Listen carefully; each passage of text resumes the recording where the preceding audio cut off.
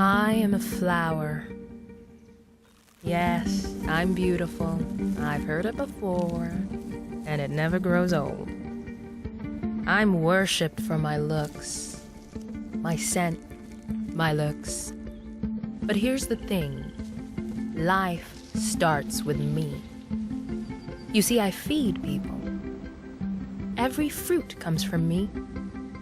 Every potato, me. Every kernel of corn, me. Every grain of rice, me. Me. I know, but it's true. And sometimes I feed their souls. I am their words when they have none. I say I love you without a sound. I'm sorry without a voice. I inspire the greatest of them. Painters, poets, pattern makers. I've been amused to them all. But in my experience, people underestimate the power of a pretty little flower. Because their life does start with me.